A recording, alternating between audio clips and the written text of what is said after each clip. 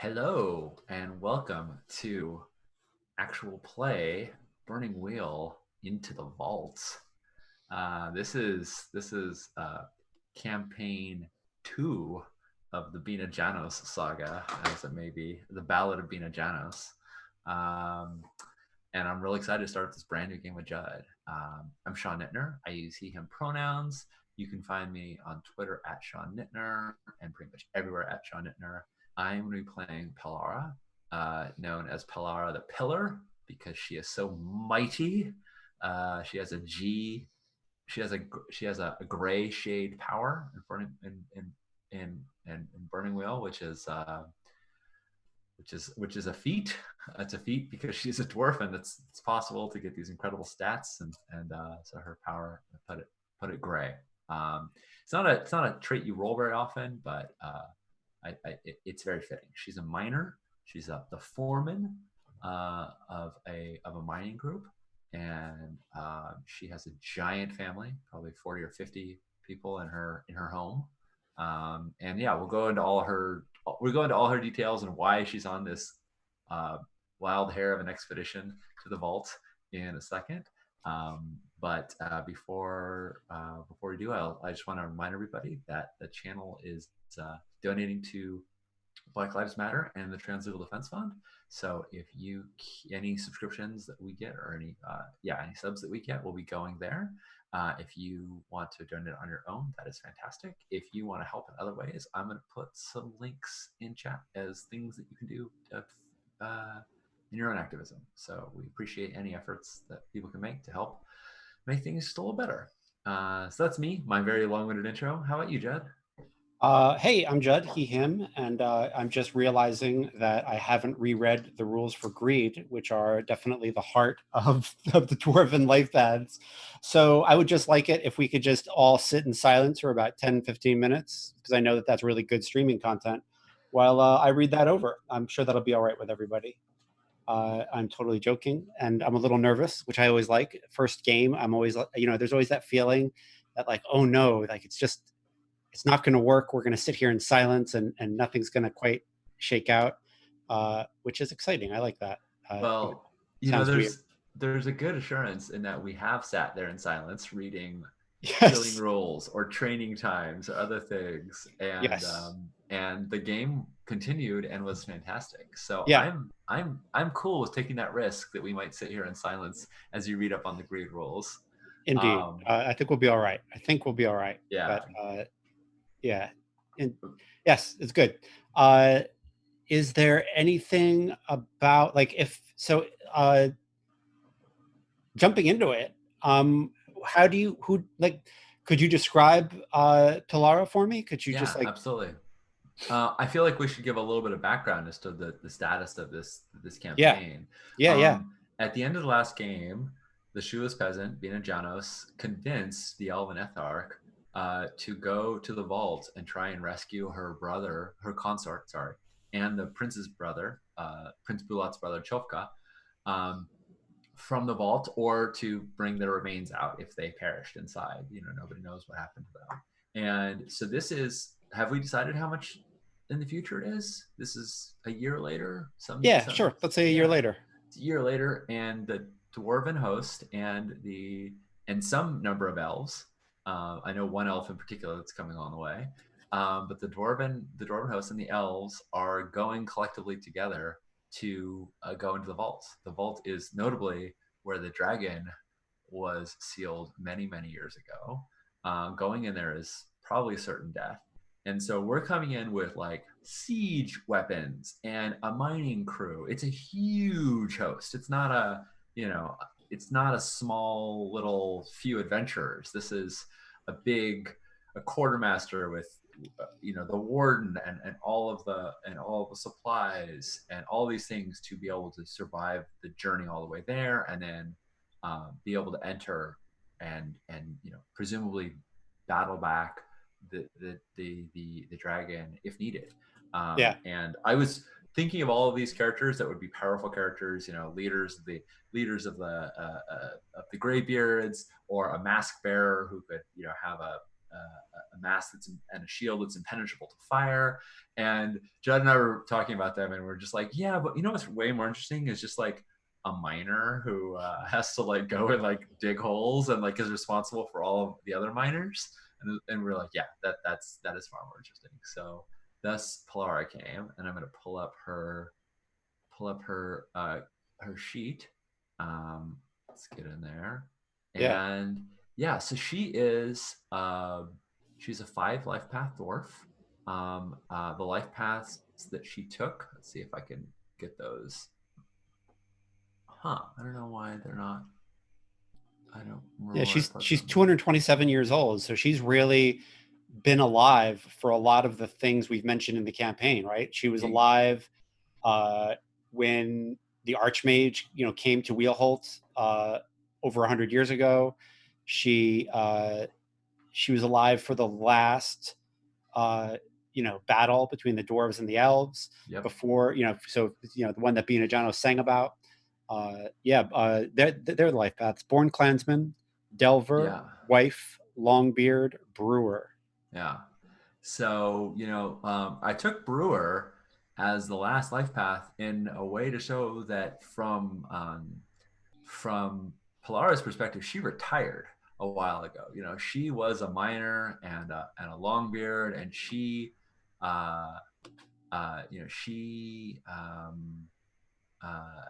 it wasn't retired in that she wasn't working, but uh, she was settling down, and she was taking a job. She wasn't going into the mountain to pull up its gems and gold anymore. She was very content to be a brewer, and then she's been pulled back in, and she's Nice. been pulled back in for a very specific reason. I took a trait that she has, which is called Sixth Sense, and it's the like super cheaty trait, but I paid for it. I paid a lot of trait points for it. But she gets a twinge whenever a life-threatening event or phenomenon is going to occur, and they brought Pelara along because she has this reputation for always knowing before a cave-in, always knowing before something really bad is going to happen, and getting her crew to safety. I don't know that she's never lost somebody, but she's got an uncanny knack that is known about. Yeah. And so that's why Pelara and members of her family have come. So yeah, you went over her life paths. Most of her traits are your standard Dwarven traits: accustomed to the dark, born of earth and stone, bearded. She is a long beard, in fact. So she has this very very long beard that's red and gray, and it's beautifully braided, and it's just Yeah. sort of a continuation of her. It doesn't quite go up to her cheeks. Her cheeks are clean, and it's soft too. It's not quite it's not like hair soft, but it is but it's much softer than many coarse beards, and that's because she takes really really good care of it. Nice. She isn't mining these days much anymore, so she's got time to wax it and to oil it and to really really soften it and take care of it, brush it out well, and rebraid it. She's stoked. She's tough. She is an oath swearer because all dwarves are oath. Sorry, she's oath sworn because all dwarves are oath sworn. But she is importantly an oath swearer, which is a very important trait, and that she got from being a Longbeard.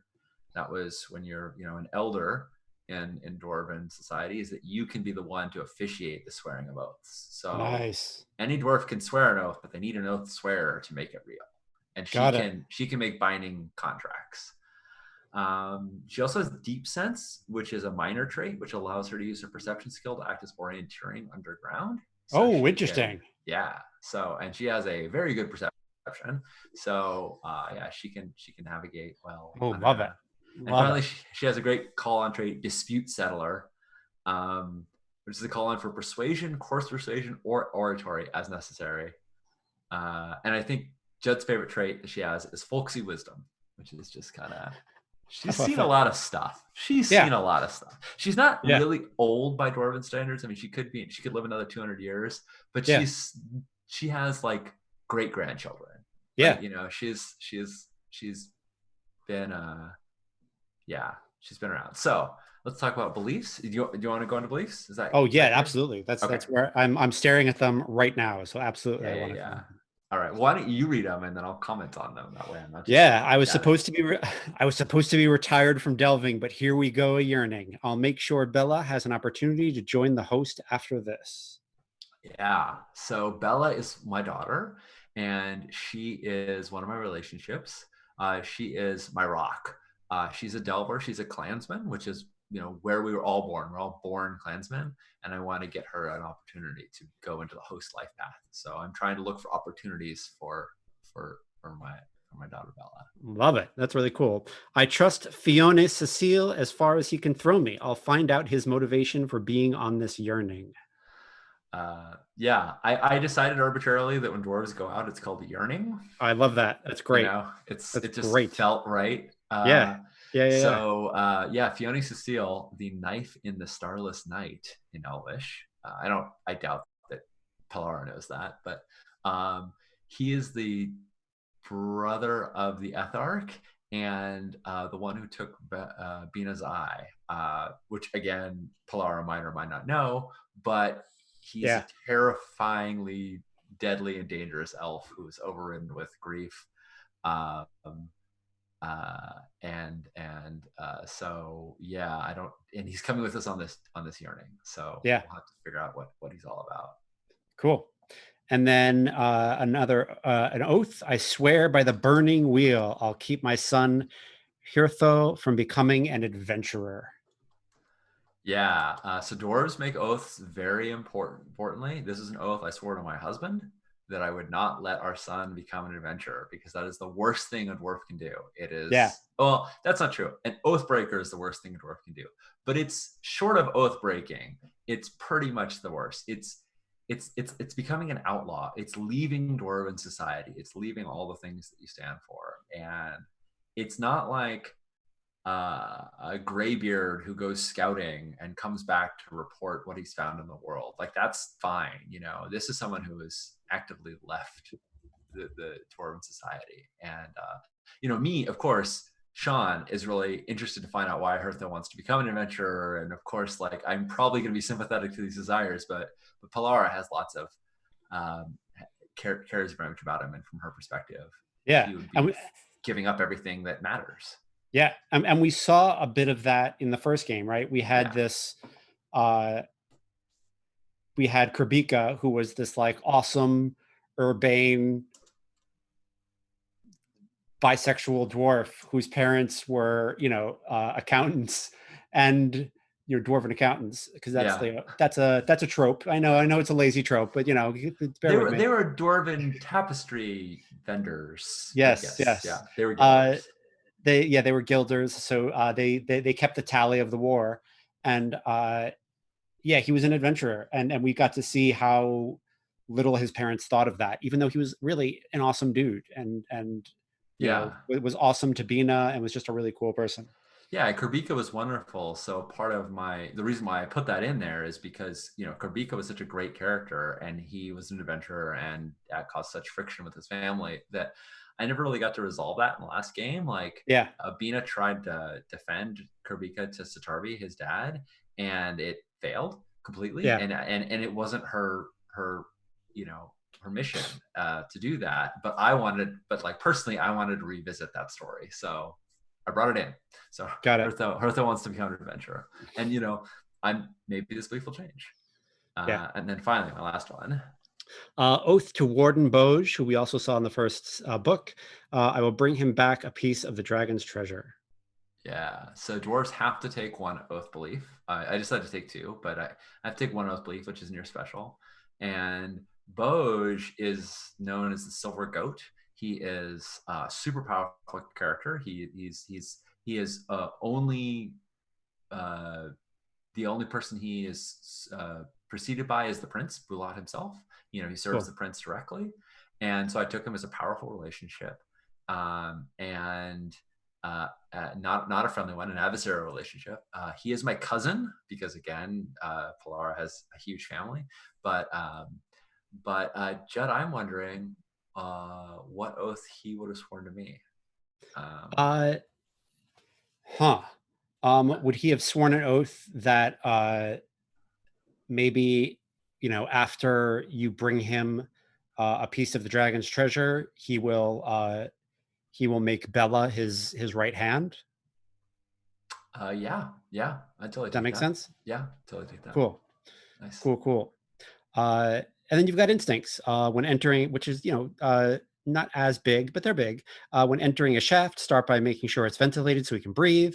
When serving nog, always tell the story of its brewing. When Fiona Cecile enters a room, watch his every move. Always get a twinge in the head from impending danger. Yeah. Cool. So And I that think, last instinct is super cheatery. You can't normally take that. That's an instinct I got to take as a special one because of having the sixth sense trait, right? yeah, Like that's, you can't say like always be right, always know before a bad thing happens. You don't get to do yeah, that in Burning Wheel, but you do if you take this trait. yeah, If yeah, you take yeah. Cool. that one specific instinct.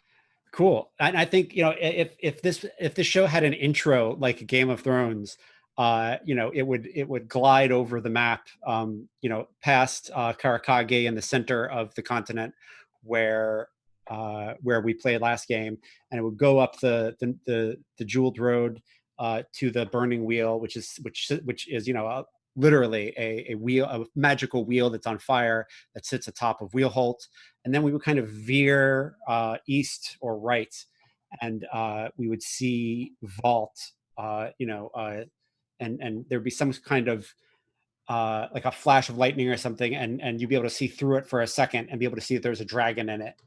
And then we'd like veer a little bit left, and we'd realize that the game is starting in a small fort um, uh, west of Vault. Not a hold, it's not a prince's hold. It's a small fort that might have been abandoned when Vault was lost, even.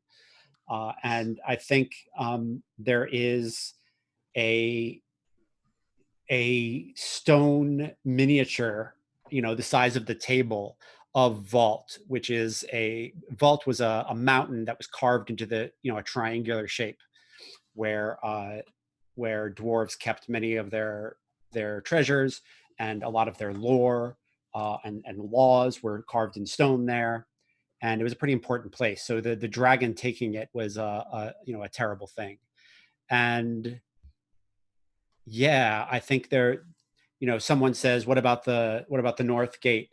And they say it melted. The dragon melted it, and someone says that gate was stone. And I think Warden Boge says, I know what it was. Yeah, And like and everyone kind of murmurs, and then they say, what about the other gate? On the other face of the triangle. And he says, there was a cave in when the dragon attacked. And then what about the southern gate? And they say, it was the dwarves destroyed it on their way out to try to seal the dragon in so they could cover their retreat. So uh yeah, and then they somebody says, I Warden Boge, I signed up for this yearning, but how do you plan on getting in? And he looks up across the room, and I think he sees you, and he says, Pillar, how are we getting into this thing? and Polara kind of walks up to the table where we have the map, this stone three-dimensional map of everything like that, and she pushes her beard off to the side so it doesn't sort of get in the way, and it hangs. It's got a little like hook on her shoulder. She's wearing some old like mining gear that she Yeah, hasn't worn in years. So yeah, it's like a lot of the leather is like dried out and kind of creaky because she hasn't put it on in years. But one of the things is got a little hook so that her beard doesn't get caught and everything. If it's real serious, she'll tuck it in. But for this, it's just a convenient thing that yeah, I love tucks it. behind. And she points to the place where the dwarves caved in. And I said, when we cave something in, we cave it in for good. That's not, or when we collapse something, we collapse it for good. That's not going anywhere. But this cave in, and she points to the second side that was referenced, that was not the melted side, but the natural collapse. This cave in was an accident. That means we can excavate it. I've got my whole team, my family, and then some experienced delvers. It's going to take time. It's going to take supplies. It's going to take patience, but we can dig ourselves a way in, and we can importantly dig ourselves a way that the dragon can't get out. We'll fortify it just enough for 2 dwarves to walk abreast, and we'll move in there right underneath the dragon's nose. And she kind of like points to the side, and we've got a couple miniatures, right? And she shows 2 figures, 2 figures sort of going, and one is like of Prince Bulat, even though he's not going, but it's just like to show like the leader, and totally. And another one is some other random dwarf, and she places them where she expects to enter. We'll need and then she sort of lists off, like, she kind of goes into this inventory of like what we're gonna need, and it's so obvious that like she's being very matter of fact, but it's so obvious that she's just so tired. Like everything she says is just like, we'll need these supplies and these rations, and we'll that stone has been hardened by the dragon's fumes. We're gonna need extra blades because they're gonna chip and break, and and she just says all these things like, I can't believe we're going and doing this. Yeah. All her folksy wisdom says, why are we doing this again? I think someone catches on to, what? Who catches on to that? Definitely is Fiona Cecile. And I think that's when does. Oh, he's the camera pans across, and it's this gruff, it's this room of gruff, broad-shouldered dwarves drinking their nog, looking at this carved image of a lost place that is dragon haunted. And then there's this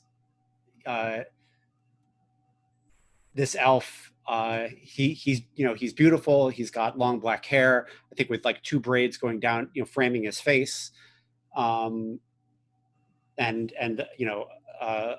a few daggers on his hip, and a short sword, and his legs are crossed, and he's got his shoes are kind of are pointy, and he says, "Madam Pillar, it doesn't sound like you want to go." She looks at him, sizes him up and down, looks in particular at this knife, which she's heard so many stories about. This one knife on his side. There's many there, but there's just one that, she has been told is made of mithril. She's never seen it, but she's been told that he carries a mithril blade, which, she hopes to never see, because of, I'm sure, the greed that would overtake her if she did. But she kind of sizes him down, looks at the hilt of it, and then stares sort of right into his chest so she doesn't have to make eye contact with him, and says, "Want's got nothing to do with it. This is the job that we have to do. Oaths were sworn, and we don't go back on those. Ever." It just concerns me. The yearning is just beginning, and you already sound so tired. Oh, it has nothing to do with his yearning. It has to do with being... And then she sort of looks at him, because she's like, she has no idea how old he is. He could be 30. He could be 3,000. She just no idea. So she's about to say it has to do with being old. And, but then she's like, he could be, again, 10 times her age. And so she's like, it's not about this yearning. It's just, didn't ever think we would be coming back here. And she sort of looks at all the people drinking their nog, and she's like, nog can be a dangerous thing. And we know, going back, that a drunken host, a drunken consort, and a drunken Chovka made some boasts, and the next they know, they went off to the vault. Yeah. Sounds good. So Cool. So I'm looking at the excavation skill, and I feel like Polara would know this. Uh, Clearing a bad collapse is ob 7. oh wow. Yeah, Okay, Judd, help me a little on this. What's yeah. better than that? Because maybe Polara will reconsider that because she would know that. I think. Um, I don't have my book on me. I'll grab it in the break. I mean, a deep mine shaft is ob 8, right? So I think a shallow mine shaft or a hurried tunnel is ob 3. But do you really want something hurried? I mean, you can also, you can roll circles to get help. It Yeah. doesn't have to be something that you do on your own when you make that roll. Yeah. Yeah. Wow. Yeah. Okay. I mean, if there's, yeah, I mean, I think if clearing it is ob 7 and boring a new shaft is ob 8, then that makes sense why she'd say it. But she's like, this is going to be messy and it's going to be particularly dangerous. If you're clearing a new shaft, if you're boring a new shaft, you can trust in the integrity of the mountain to hold you up, keep you safe. But when you're digging through a collapse, you never know what's going to come loose. So everyone's going to have to be um, their sharpest. And she kind of looks again at some of the guys, some of the dwarves who might be drinking a bit too much nog. Um, she's a brewer. She makes nog, so it's not like she can critique this. But and she says, Boj, I'm going to need, at this point, it's sort of moot because we're already on the yearning, right? We already have everybody who's coming, but Yeah.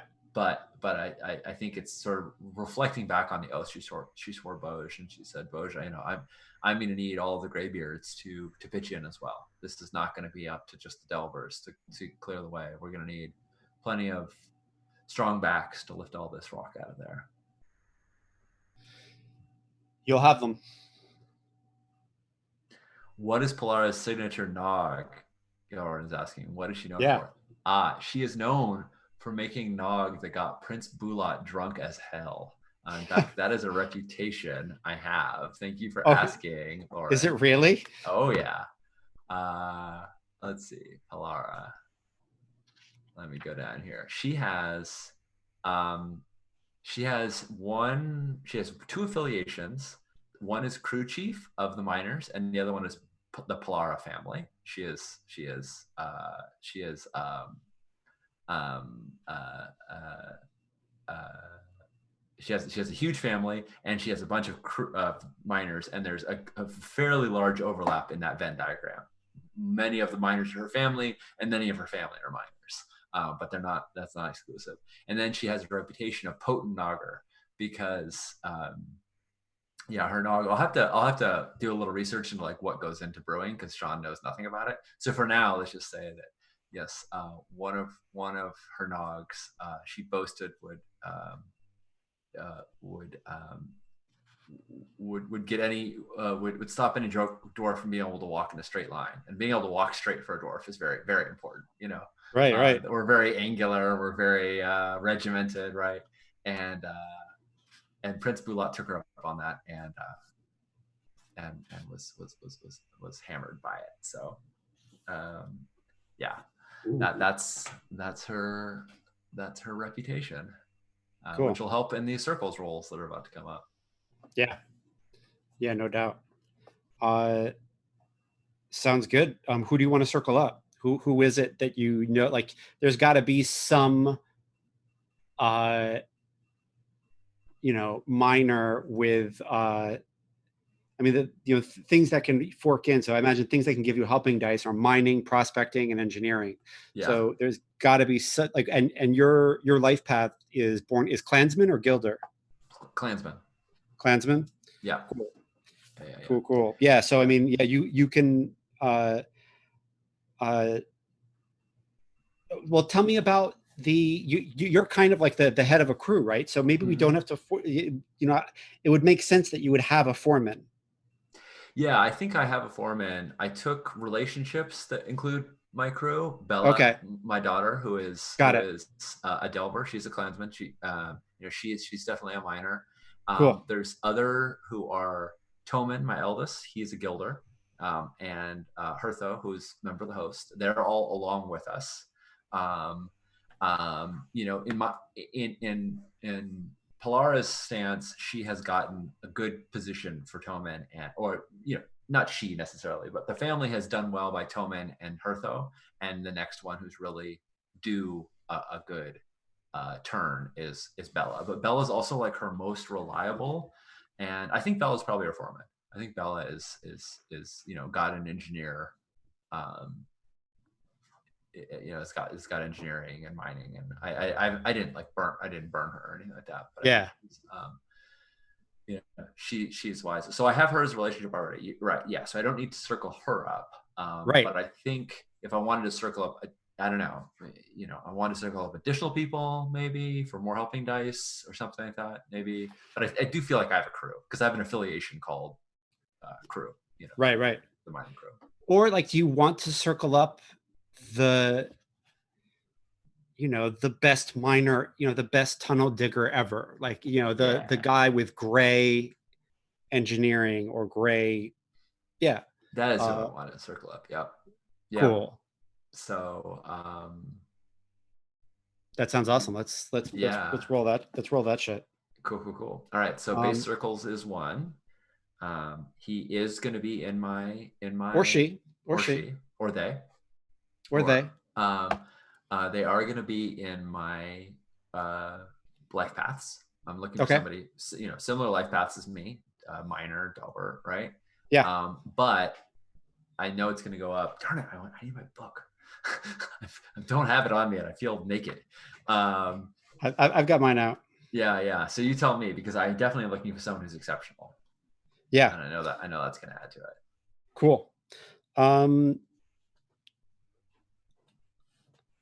Awesome. I think you I think we're looking for a delver. I think it's somebody who's just got a lot of tunnel wise, a lot of excavation, who never quite, I think it's one of those people who's really old and really good at what they do. And so when you look at them, you have to think, why aren't they in charge of something? Right. And I don't know why that is, and we'll figure that out. Right. Let's see what the dice tell us about the circles roll, because we might get something terrible. Yeah. So broad occupation or same life path, I think. I have Delver as a life path. Yep. So yeah. Same station, rank, or class. I'm going to say they're a little bit lower than you, right? So that's +1. Okay. So we're at Ob 2. Disposition or knowledge common to the circle. No, I think it's common. It's common. And yeah, I'm good with that. I mean, I think this is a yearning. They would be around. So I think we're looking at Ob 2. Okay. And there's no modifier for them being exceptional, for them being the best at their biz.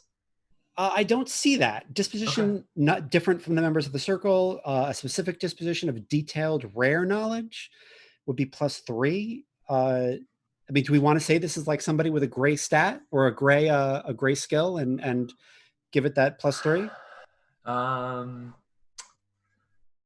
Yeah, I think so. So we're cool. Ob 5 circles then? Yeah, Ob 5. Yeah. Okay. Well, I probably won't hit it, but who knows? Let's see. I am going to roll my circles, which is B3. I'm going to bring in my crew chief affiliation because I think that's relevant. Very relevant. I have a large family, and I think that most of my family are miners. So I think I should bring in that, this person may be a family member, a distant cousin or something like that. And if not, they certainly know my family. So we can determine if they actually are family or not, but they're definitely connected. So that is 2 dice. And then I think Boj owes me on this. He owes me to make this happen. So I want Boj's help circling. He's a relationship. So, totally. Yeah. Does he have a B5 circles or higher? The warden. Yeah, he totally does. Okay, that's 2 helping dice then, if you have a 5. Yep. Yeah. Yep. So okay, this is feeling possible. It's still Ob 5 is hard, but I've got 7 dice now. So let's see what happens. Love it. Okay, burning wheel carrot sheet. There you go. All right. 4 modifiers, 2 for the affiliation, 2 for the help. No, 0 Artha. I have no Artha, right? To start? One persona and one fate is what I always start Oh, with. 1 persona and 1 fate. No, I'm not spending that 1 persona. No, I've got an Ob 7 excavation. I've got to make in a second. We'll hold on to that for a second. And base Ob is 5. Nope. And no 6s. Okay. All right. No surprise here. Cool. So I think your daughter Bella, right? She's your rock. Yeah. She says like as you're saying this, it's clear to your kids that you need this person who is named Deti. Deti. Which means silver in Chechen, if that means anything to anybody. Sounds great. How do you spell it? Anybody's Chechen out there? Deti.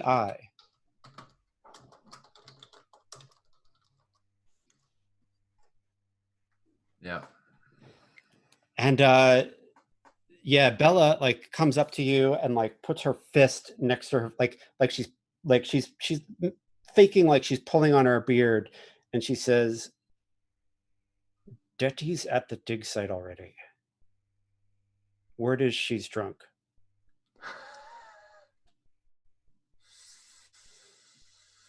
Oh, Daddy. Okay. Is she at least at the right one? Is she where we want to dig? I hear a terrible thing. I think you need to go deal with this, Mother. Yeah. And so I say, I'll take over. I say, my foreman Bella is going to walk you through the rest of the steps. I've got to go make sure we have everything in place, and that I've got to go make sure we have everything ready for the dig. Yeah. Excuse me. Everyone. Yeah, and I think as you're leaving, you hear Bella say, "This is nothing complicated like warring with elves. We're just digging a simple hole. I'll walk you through how we're going to start." And like everyone kind of chuckles, and she pours herself. You see her like pouring herself a nog, and then the door closes, and I think it's the fort overlooks the vault, and so we can see. Are you heading out there? Is that where you're going? Absolutely. Yeah. Cool. So Deti is at the far end of the vault, where there is a gate that's caved in still. And there are vines and even trees that have kind of grown in the gaps. It's been and 70 years. She's drunkenly, like, she has a chisel and a hammer, and she's drunkenly carving in a rune while sobbing openly. Is anyone else around? There's no one else around. The only reason you can even see her is because it's a full moon tonight. So it's a really light, the night is light, and there's like a silver light over everything. Nice. I think you and Deti kind of came up together, and and Deti went her way. Are we related? Is she a cousin? Like that? Totally. Yeah. She's a cousin. Yeah, awesome. I had a very like Dogs in the Vineyard feel when making this character. I'm just like, she's like related to everybody. So there's no clean, easy relationships. They're all family and messy. And so I think if it's okay with you to say that like she's like chiseling in and she's drunk and she's sobbing, I imagine that she hasn't, maybe the rock that she's working on is wobbly or something like that, or like that it's hard to do this. And also it's probably hard to do this in the dark, right? Even the moonlight, right? Right. So I think Polara has a lantern, and she comes and she sets a lantern down with the window open facing pointing at the rock, so it lights up the rock, but it's behind Deti, so it's not lighting Deti up, right? Yeah. So she's still kind of in the dark. And then Polara grabs hold of the rock, with her with her G4 power, Yeah. right, and holds it stable so that it's not like wobbling as Dedi's trying to like Yeah, I think Deti like chip into it. she's crying so hard that she's got like snot in her beard, and she says, "Thank you, cousin," and she keeps putting this rune of, and you can tell it's a rune of warning onto the rock. She was like, "No one can dig here," and like you can just smell like whiskey drunk. It's not like, you know, happy nog drunk. This Yeah. is like, I'm either going to get in a fight or fall down a mountain drunk. Like this is Yeah, not a good this is drunk. Calamity Jane drunk. Yeah, yeah, yes, yes. Matter of fact, dwarves probably even have like two different words for it, right? There's like, you know, I might get in a friendly fight drunk, and then there's like, I might stab the warden in the neck drunk. Like then this is like that type of drunk. Yeah, It's, right. yeah, it's a Cool. different word. It's a different. So I've got lots and lots of wises. I've got beer wise. I've got clan wise. I've got family wise. I've got oath wise. I've got Yeah. tunnel wise. Do I know and Gilder wise, which I don't think would be appropriate, but do I know the history of this? Do I know why she would be so upset about this? Did she lose somebody here that she's remembers? Yeah. I'll let you make an appropriate wise roll, and ob one is the minimum you can get, which you'll Okay. get like a vague idea, and then as you go up, I'll get more specific. Okay. I'm gonna roll family wise, and I'm gonna fork in tunnel wise and clan wise because I think Okay. that those are she is member clan is the life path that she's part of, but Yeah. that's and tunnel wise is because it was lost in the tunnel and those stories get told. Yeah. So let's make that family wise roll. Come on, roll it. There we go. 2.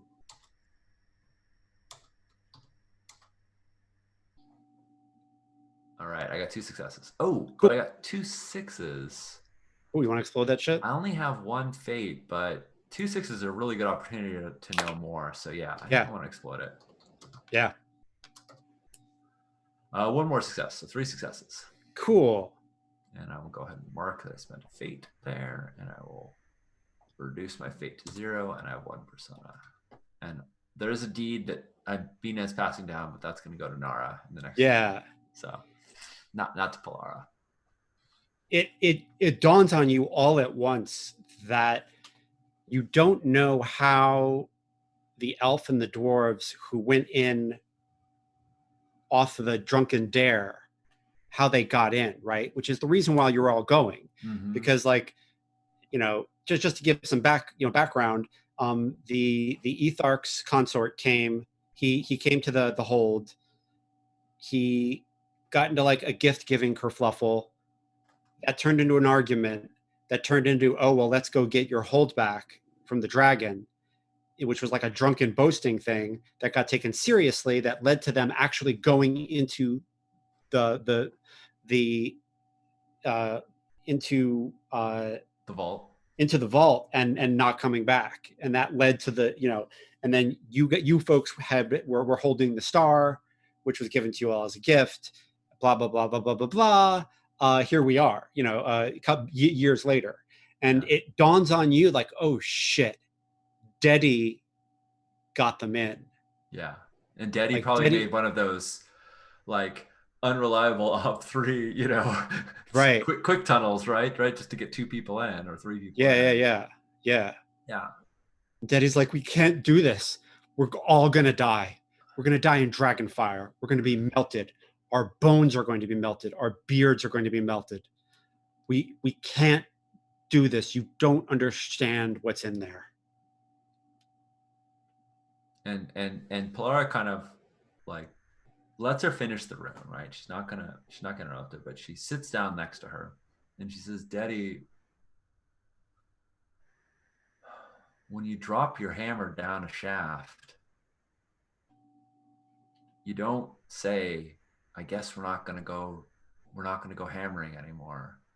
You climb down that shaft and you get it back. We can't abandon Chofka. We made oaths to go return him. If the dragon has melted him to his bones, we'll bring back those burnt bones, but You gotta break the oaths. You gotta shave your beards and break the oaths. You don't want to do this. no, I don't want to do it. You're right, I don't want to do it. Nobody wants to do it. It's not about want.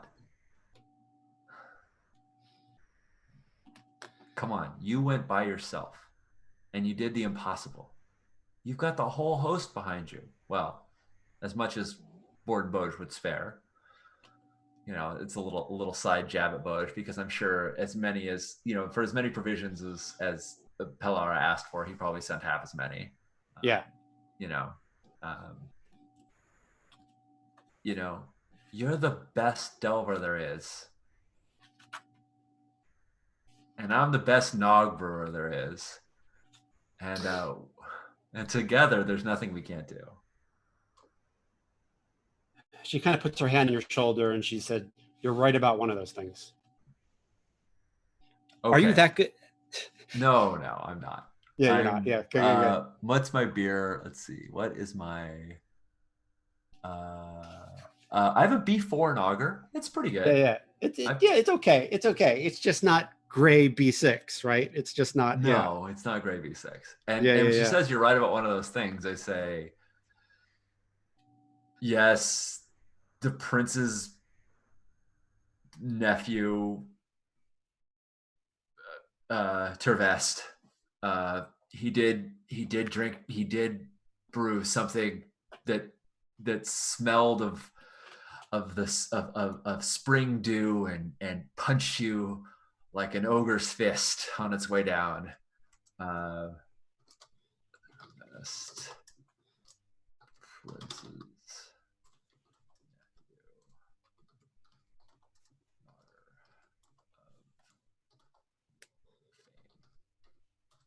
All right, you're right.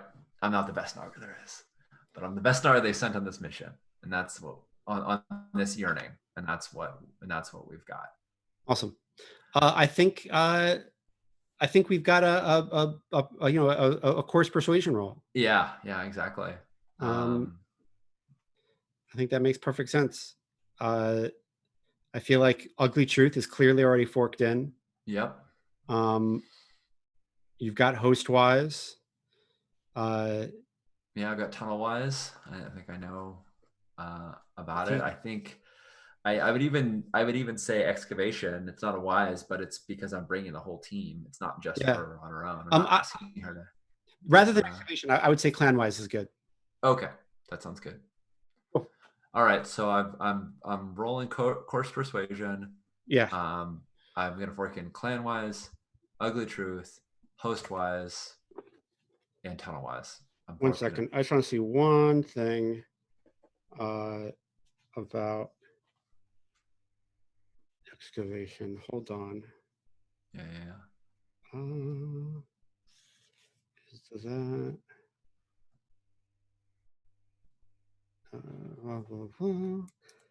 What is the persuasion and power? Oh wow, cool, awesome. Yeah, so your op is 3. All right. Okay. I just wanted to make sure I wasn't giving her like a low stat for something that yeah, it's persuasion. It's persuasion based. That makes sense. Cool. Clan, Ugly Truth, Tunnel, Host. Okay. Oh my goodness, a character with skills at what she's doing is amazing.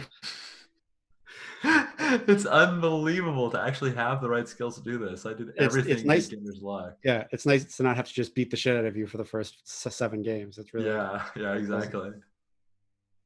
There we go. And oh wow, look at all them 6s exploding. Course Persuasion, because it's a special Dwarven trait, is automatically explode 6s. So nice. I got so many 1s. I could spend a fate to reroll a 1, but I'm out of fate, and or to reroll a die rather. I'm out of fate, and I've already cleared it. So cool. Yeah. Cool. She wipes her nose and like gets the snot out of her beard, and I think she's got like a black beard with a lot of silver in it, and says, she kind of like, puts the hammer in her belt and puts the chisel and puts the chisel and hammer on either side of her belt and says, "We're really going to do this?"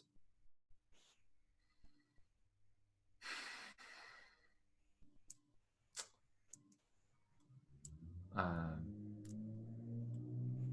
we're gonna do it, and we're gonna do it right this time.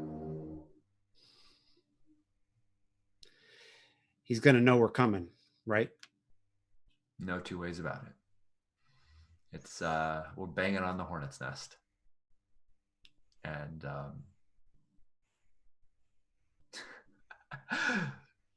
me, Sean, has been enduring the last 5 months of seismic retrofitting on my garage. Yes. And I swear everything is done with hammers. They paint with hammers. Like, yeah, today they're painting and it's wham, wham, wham, wham. I'm like, yep, just putting that paint on with hammers.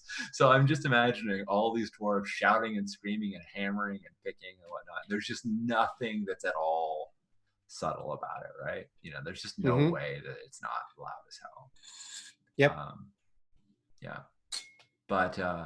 But he also knows it was this same host that drove him back here in the first place. Maybe he's not going to be so keen to pick another fight. And that's just wishful thinking on Polara's part. Right. She Right. doesn't know. She does not have freaking dragon wise at all. Yeah. But I do a thing. I take that stone, and it's this mat. I'm just showing off right now. Polara's big old arms. I take that stone that she carved with a warning, saying like basically stay away, be afraid, etc.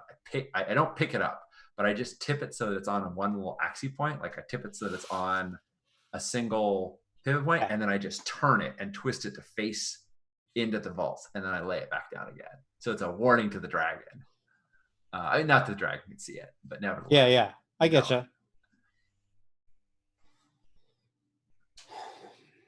Yeah, that's clever, cousin.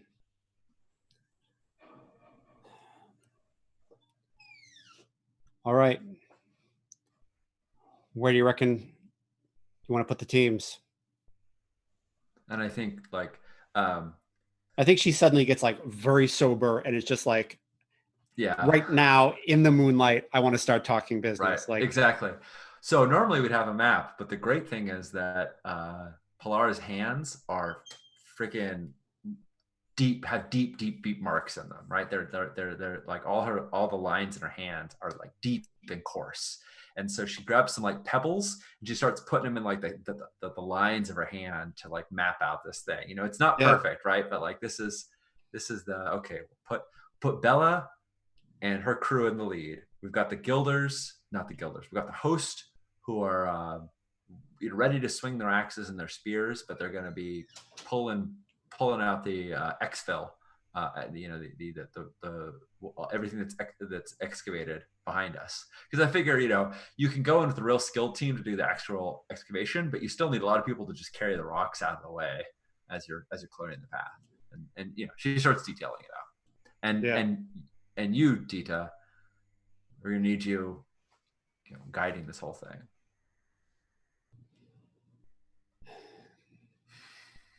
it's troll haunted.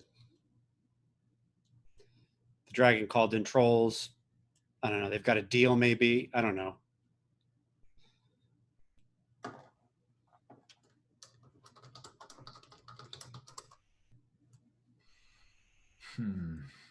Okay.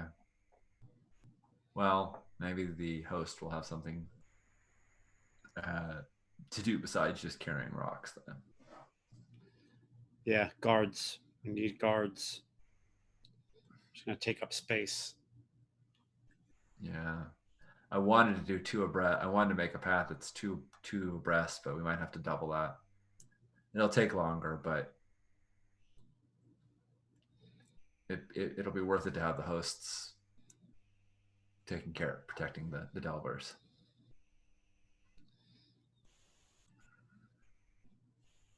We're going to need, she like points to, the kind of forest, not far, that you can kind of see on the edge. She goes, we're going to need the engineers to go start cutting down trees, making beams.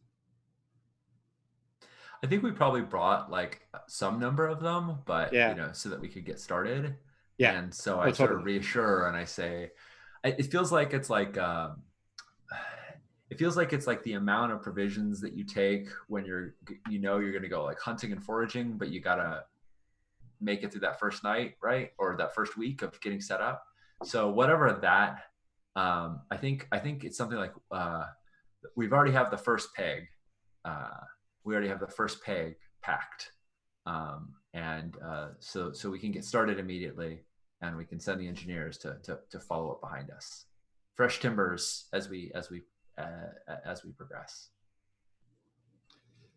Yeah. All right.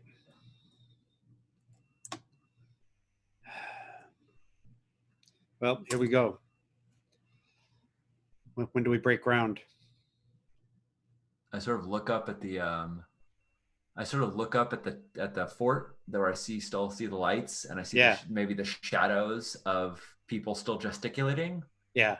and I say, and I maybe I see one particularly tall shadow among them, and I say, the sooner the better. And I think we just like smash cut to the next day as the teams are Yeah. starting to work. If that sounds good to you. That sounds awesome. Uh, yeah, I think let's start to think about rolling that OB7. Sure. I think you're I think you're excavating. yeah, we're excavating. Um, I uh, I think uh, maybe I think I'm going to do it carefully. Yeah. We've sort of been talking that through. I'm going to do it with a Yeah. lot of help. I'm going to have a lot of things I can fork. Yeah.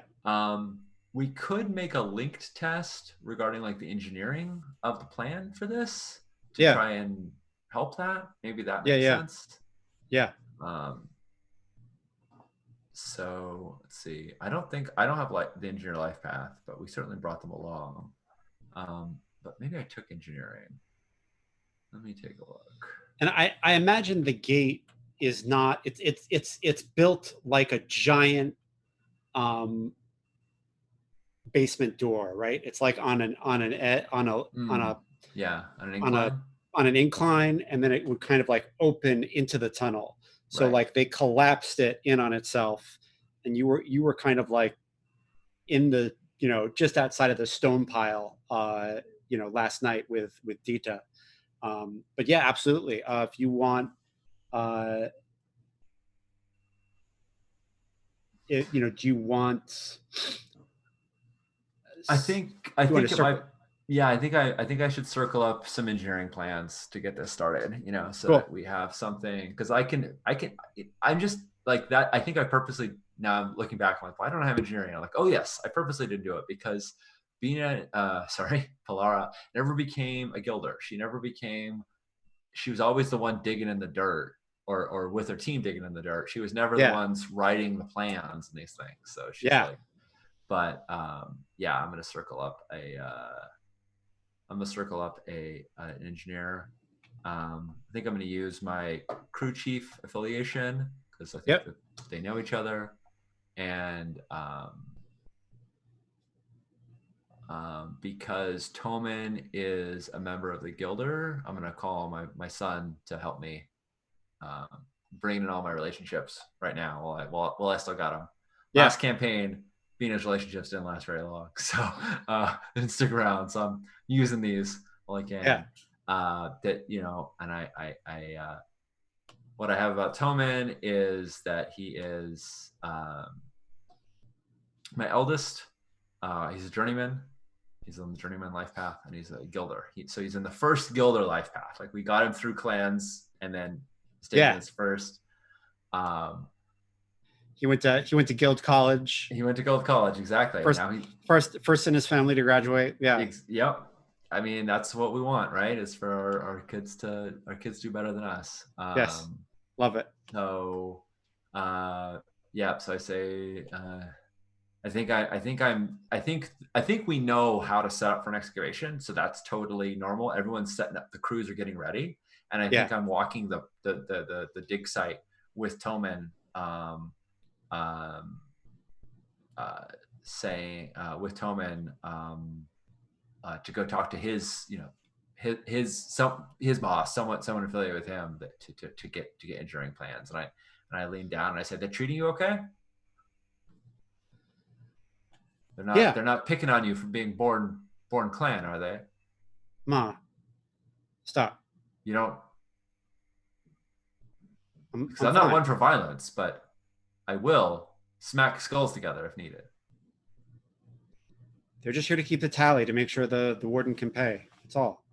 Okay. Are they being fair about it? She's just got all these like suspicions, right? Because she doesn't Mom, necessarily trust the Guilders. you call it bean counting. You don't even look at that part of the plans. Why do you suddenly care about whether or not the guild is being fair? And of course the guild is being fair. I just want to know that they're treating you right. Yes, I'm fine. I'm fine. Do you let me get you a good engineer. Come on. All right. And like he like yeah, I think that's his helping die, is like showing you the different engineers and being like, this is the person who should be drawing up the plans. Cool. Yeah. Alrighty. What is And my I think, and this is kind of a similar. Well, oh wow, this is a different one, isn't it? Wait a minute. Yeah. Hold on. This is outside my life path, so I'm gonna. Yeah. Sorry. I was about to like roll over the ob2 from last one, but no, this is very different. Yeah.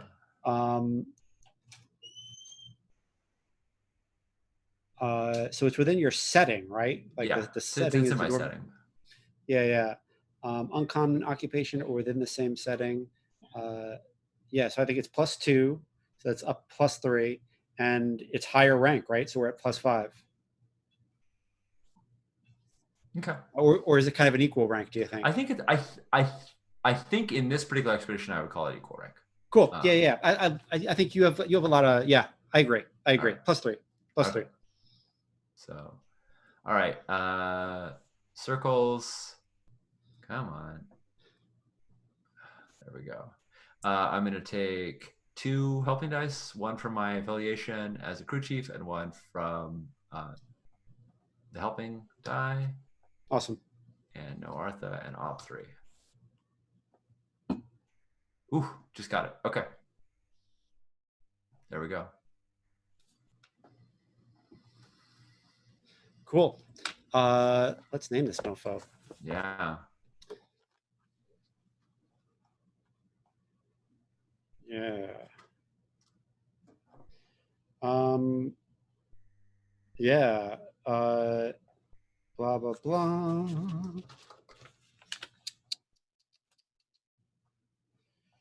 We will call him Seagal. Seagal.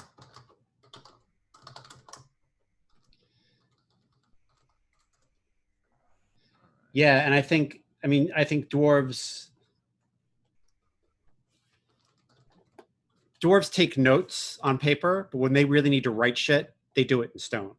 Because if you're really writing something and you want it to last, you write it in fucking stone.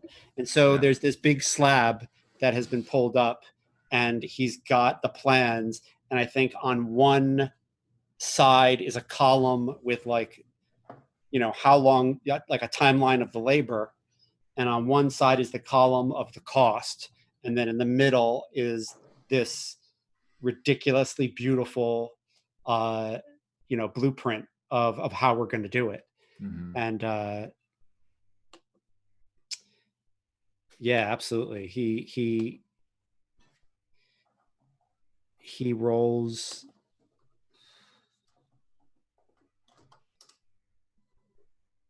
Oh, he rocked it. Nice.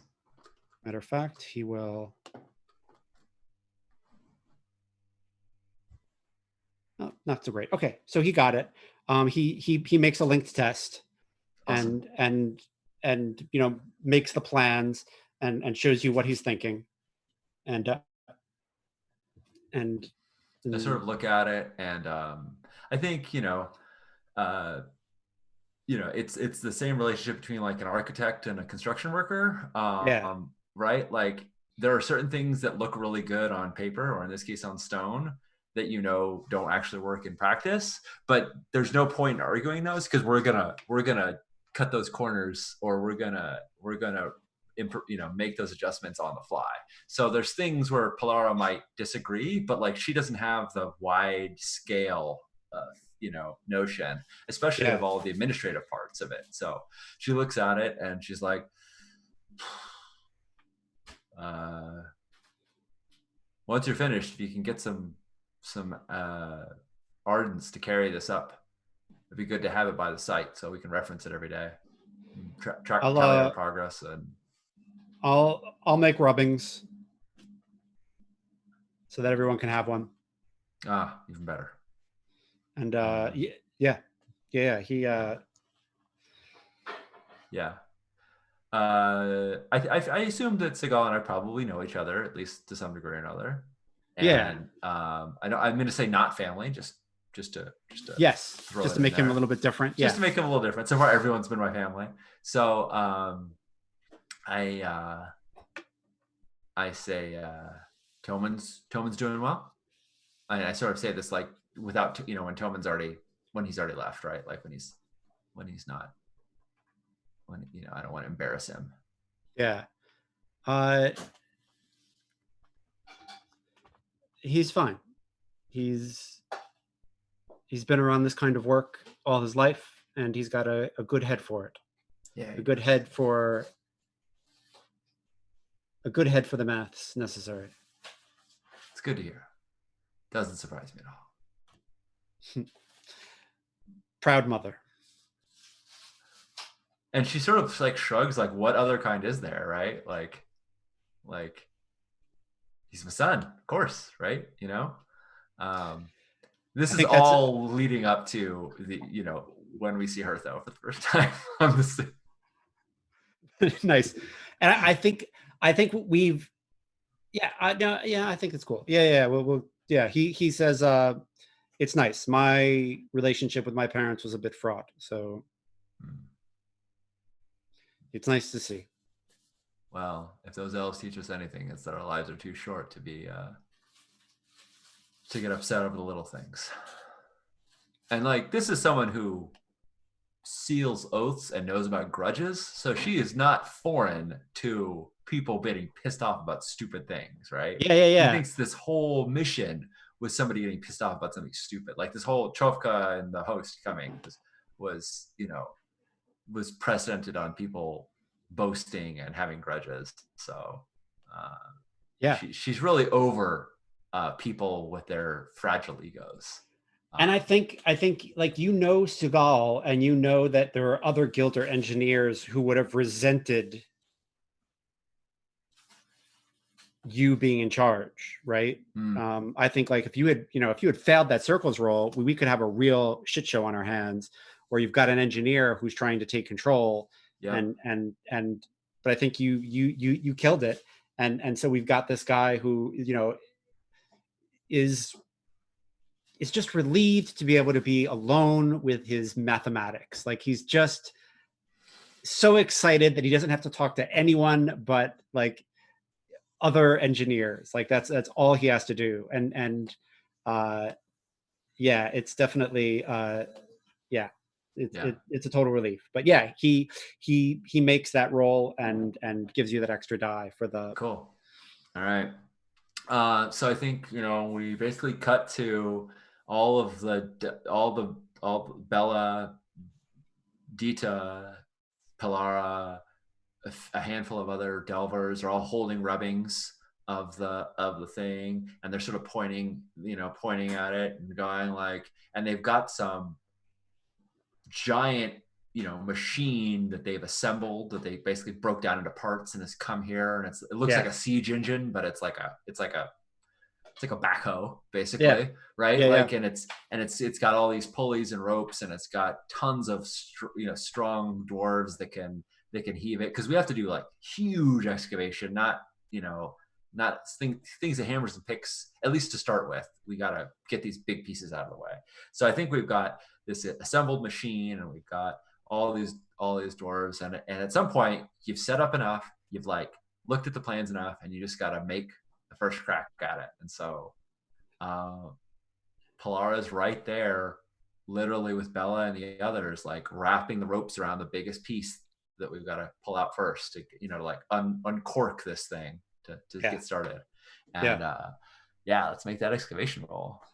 Awesome. 7. So if you fail, here's what I think happens. If you fail, I think you and your kids and Deti are looking over the tunnels as you're going in, and there's going to be a cave in, and you're going to get separated from everyone. Got it. Like you and your relationships, Right. except for the warden. Right. So yeah. So we got far enough in. It looked stable, and it wasn't. Okay. Yeah. I love that. I love that failure. Cool. Okay. Here we go, everybody. Yeah, 7 is a lot. Just to give preface, the highest ob in the last campaign, the ob that ended the war, was ob 6. So there's a nice continuity there where we left off last time. We're picking up this time. Okay. So my favorite Burning Wheel ob story is I had a friend who was playing this really bookwormy elf, and he had accounting, and this pirate city was having a problem, and he was like, I'm gonna balance their books and make it so that they can feed themselves over the winter.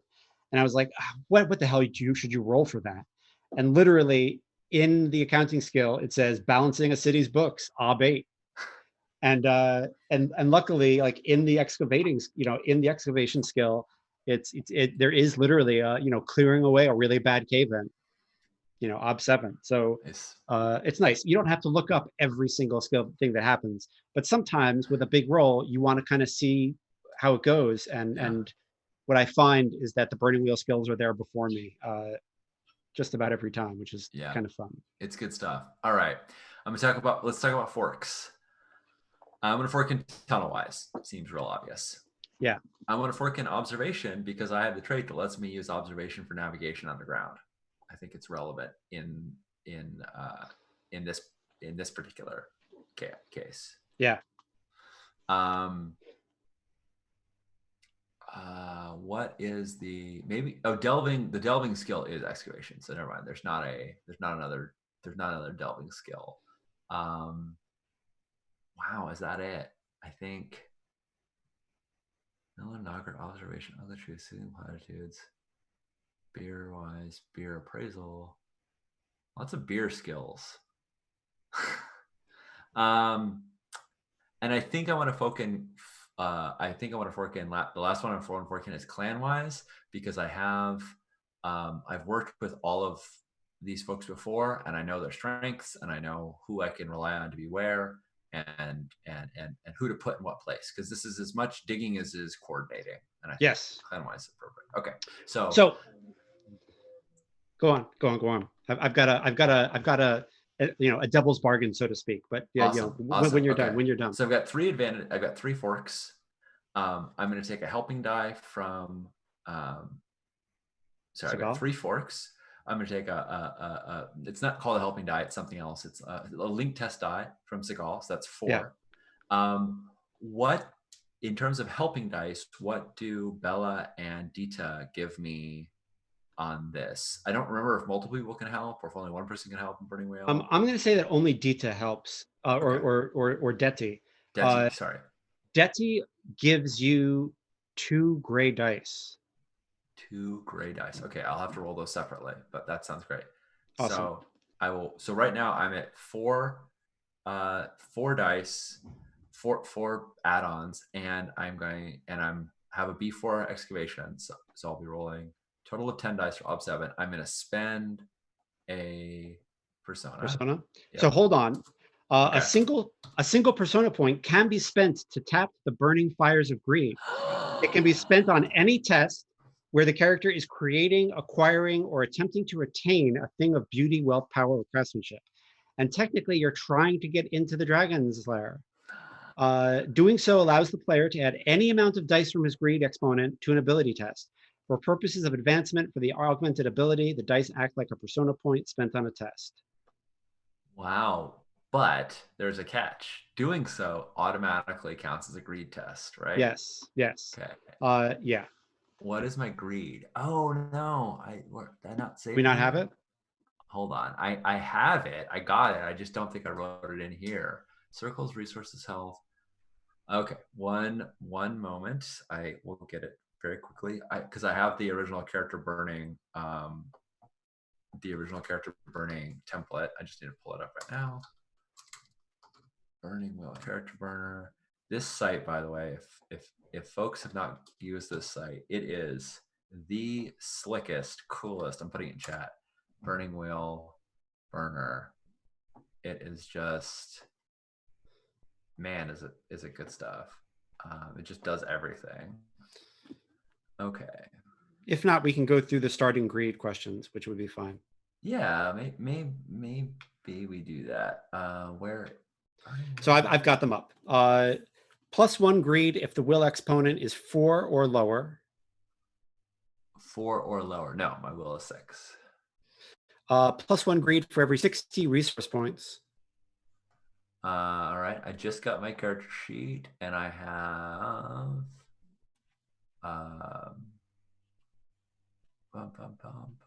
I have 108 resource points, so just under 2 of those. That's 1. +1 greed, right? Yeah, +1 greed for each of the following life paths. I don't think you have any of them. Trader, Mask Bearer, Master of Arches, Master of Forges, Master Engraver, Treasurer, Quartermaster, Seneschal, or Prince. I love that Quartermaster is in there. Yes, yeah. I do not have any of those. +1 greed if the dwarf has coveted something owned by another. Oh, I mean, it feels real cheap to not say you've coveted something owned by another. Right. Who hasn't coveted something owned by another? So yeah, I'll take +1 there. Has the dwarf ever stolen something they coveted? My gut is to say no, but I wonder if Pelara has something that she really regrets. What do you think? No, I don't think so. Doesn't seem like it. I don't think that she's a person full of avarice. Yeah. I mean, all dwarves covet, but right. I don't think that she. Yeah, I'm going to say no to that. Has the character ever been in the presence of the master craftsmanship of the dwarven fathers or mothers? I mean, dwarven elders. Let's say dwarven elders. You know what? I kind of want to. I'm going to say yes. I think. Cool.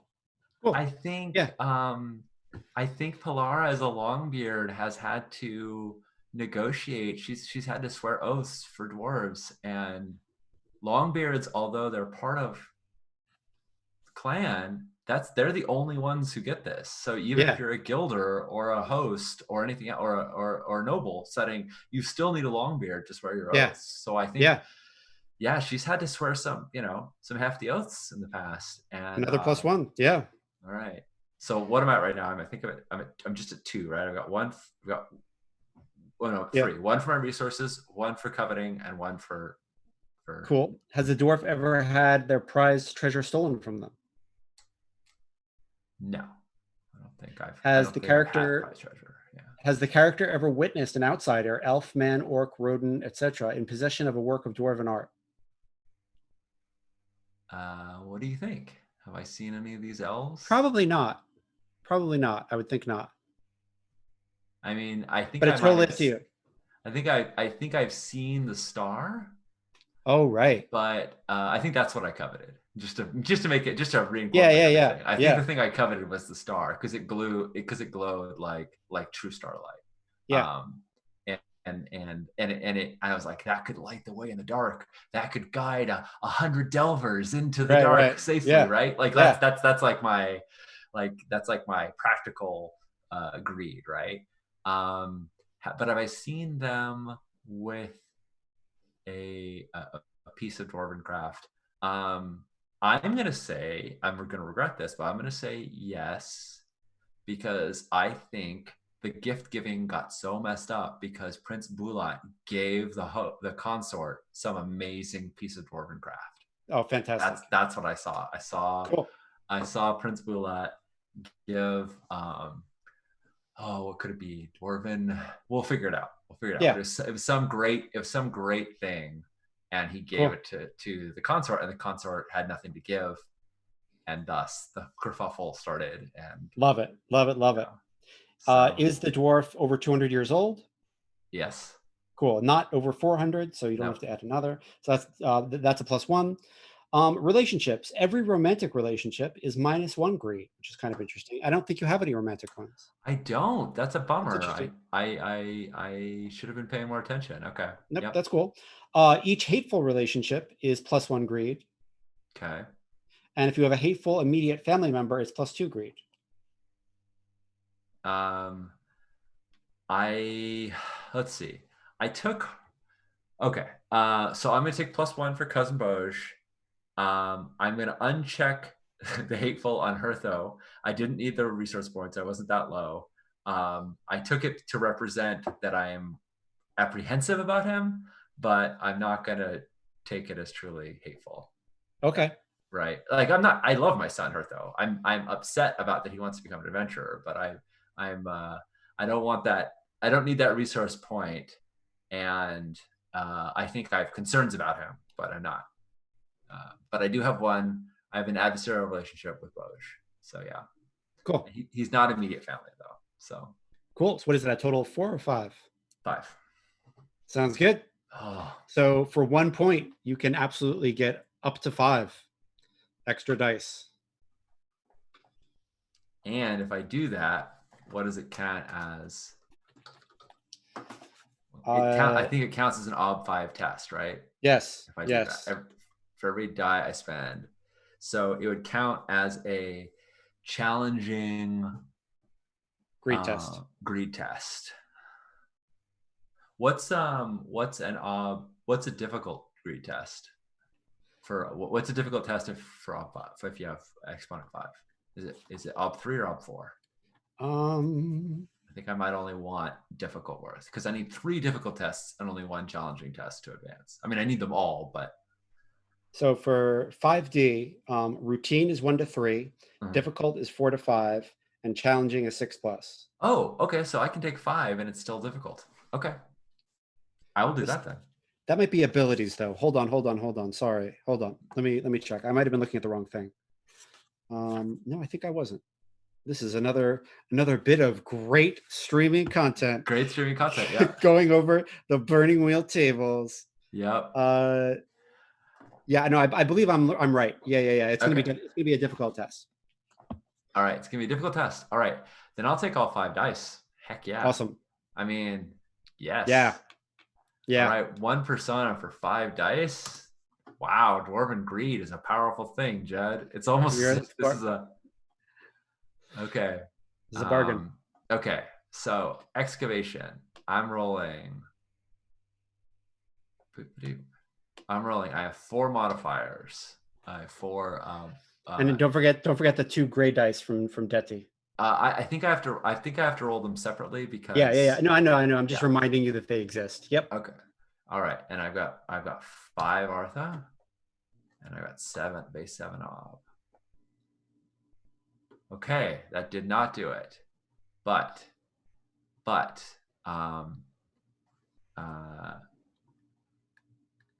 let's see, did it automatically? Oh, excavation is open-ended. Okay. But it looks like it automatically re-rolled a 6. Okay. It's a lot of 1s. You are right. Yeah, it's a lot of 1s. But okay, I'm at 5, but you get 2 gray dice. Roll 2d6, which are also going to be open-ended. Yes. All right, that's 3 more successes. That is 8 successes total. Nice. And I think that's a difficult test because Artha doesn't count. Yeah.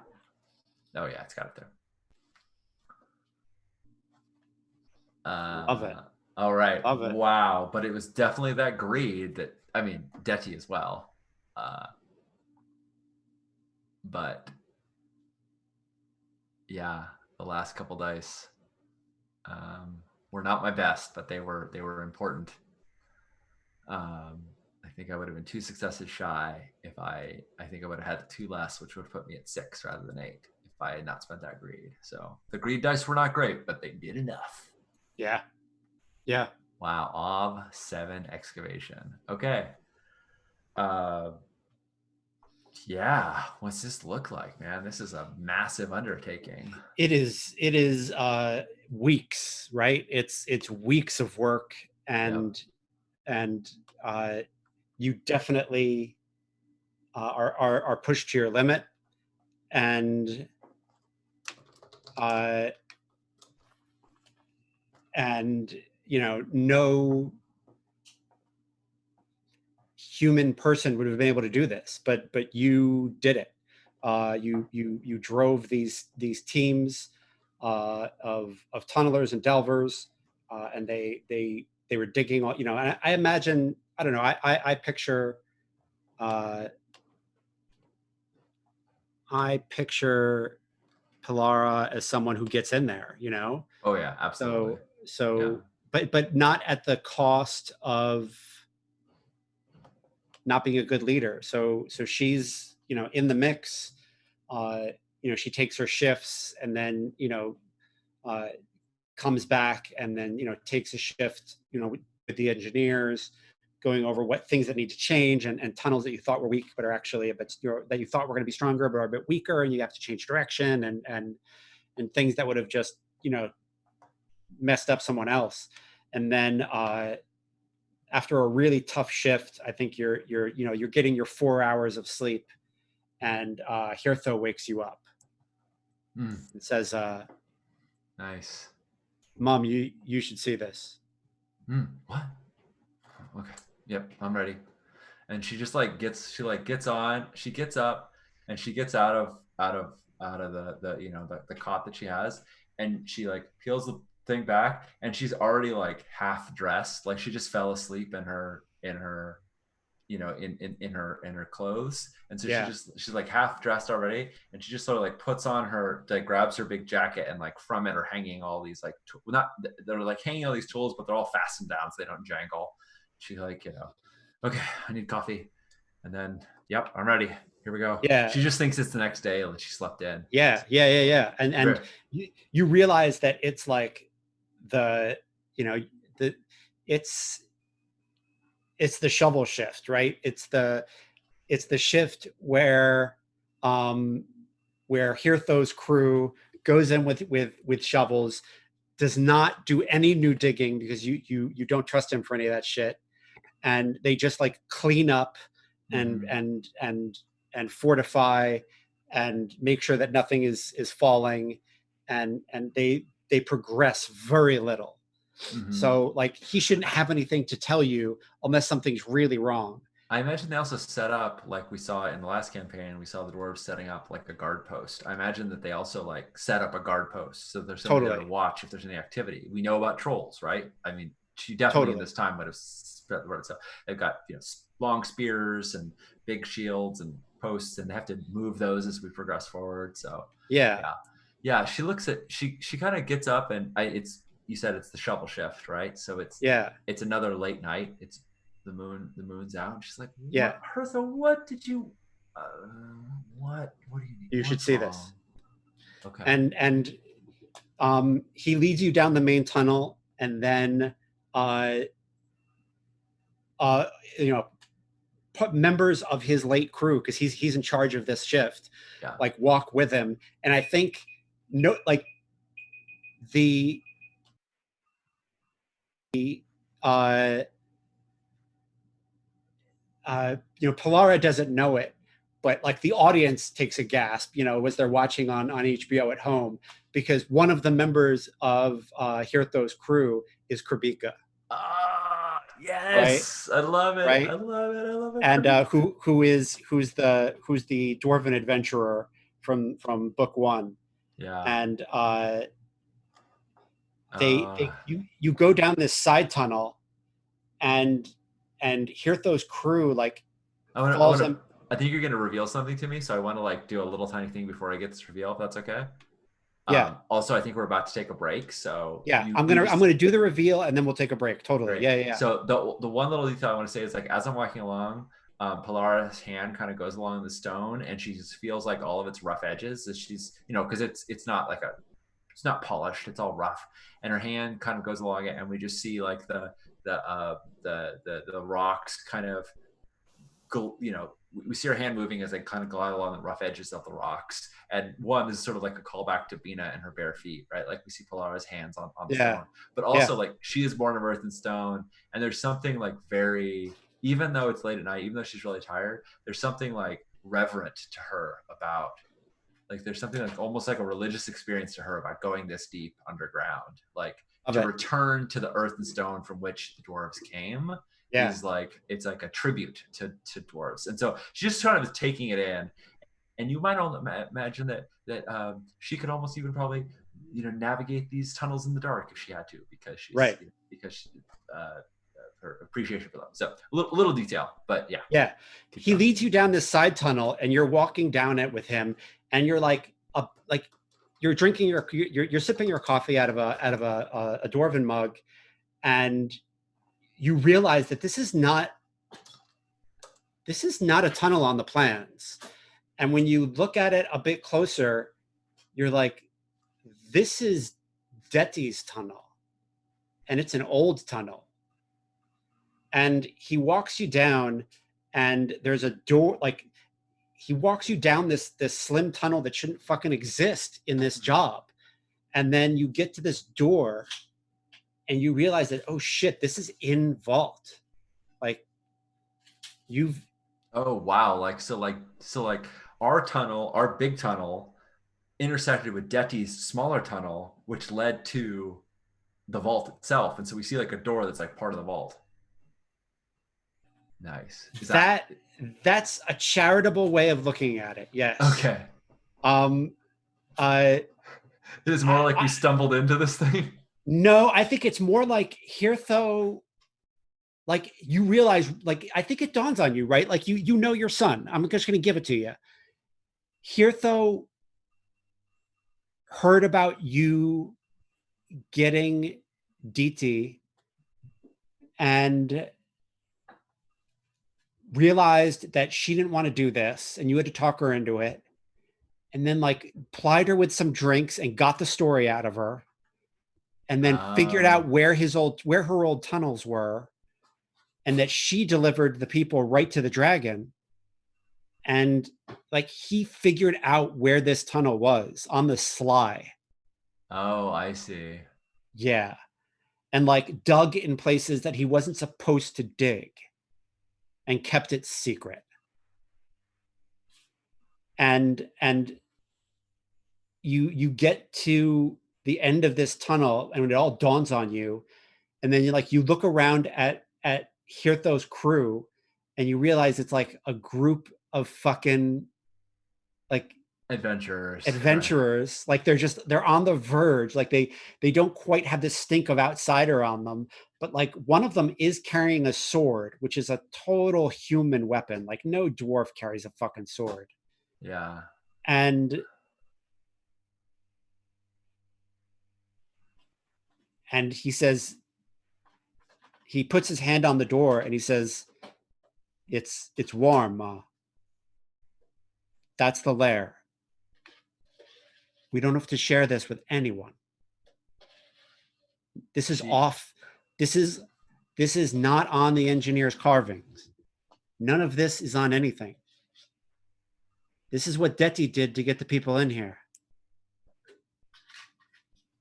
Mom, we can open this door. We can sneak in. We can get whatever we need and we can come out.